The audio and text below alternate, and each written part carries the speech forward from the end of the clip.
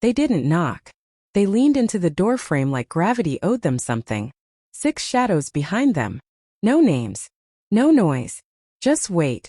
Sign it over, my father-in-law said, calm as a banker closing early. Tonight. My husband's hand hovered near mine. I didn't take it. Not yet. Fear is contagious. I couldn't afford it. I smiled. Not the kind that asks for mercy. The kind that counts exits. We weren't always enemies. When I first met them, they shook my hand like it was a contract. Warm. Firm. Smiling too long. I mistook that for welcome. I mistook their questions for concern. I mistook my optimism for armor. They loved me when I was useful. When my credit was clean. When my silence was reliable. We bought the house together. On paper it was family. In reality it was leverage. I didn't see it then. I was busy believing in dinners and holidays and the lie that blood equals safety. My husband believed it too. That's what hurt most. Not that he was weak. That he was trained to be. The change came quietly. A missed payment notice addressed to a company I didn't recognize. A title search that took too long to load. A laugh at the table that died when I entered the room. Patterns don't scream. They whisper until you lean in too far. The message that broke the spell was accidental. Meant for someone else. A photo of our living room. Our safe. Once she signs, it's clean. I didn't cry.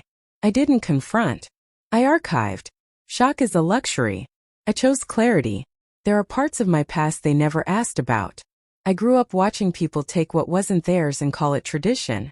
I learned early the law isn't a shield, it's a blade. What matters is who holds it. And when. So I planned. I pulled the deed history.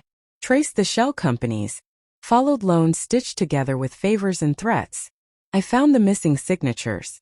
I found the pressure points. I kept my voice soft. My schedule normal.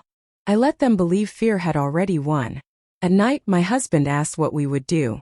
I told him the truth. Nothing yet. Step 1. Separation without distance. Assets moved quietly. Nothing illegal, just careful. Counts in my name. Insurance updated. A trust activated, dormant since before I met them. Step 2 light. I filed notices with agencies that don't make phone calls. The kind that prefer paper trails and patience. I didn't accuse. I requested reviews. Step 3 witnesses. Neighbors. Contractors. A notary who remembered being rushed. People like to talk when their names might touch something ugly. Every move was boring. That's how you know it's working. When they came to the door, they thought it was the endgame. My mother-in-law smiled like she was already redecorating. My father-in-law spoke like a man reading terms he wrote himself. Sign tonight, he said. Or it gets complicated. I looked past them at the shadows. Then back at him. You're late. Confusion is a beautiful thing. Slows people down. I handed him the envelope. No drama. No speeches. Inside copies. Deeds. Notices. Filings. A timeline. Not accusations, facts. His smile cracked first. A hairline fracture. Then the eyes. This isn't. I cut him off. You used our house as collateral for debts you hid. You forged consent. You threatened us to clean it up. That's not family business. That's a pattern. The shadows shifted. No one stepped forward. They never do. The police didn't arrive. They didn't need to. What arrived was worse. Inevitability. Audits don't yell. Courts don't rush. Titles don't forget.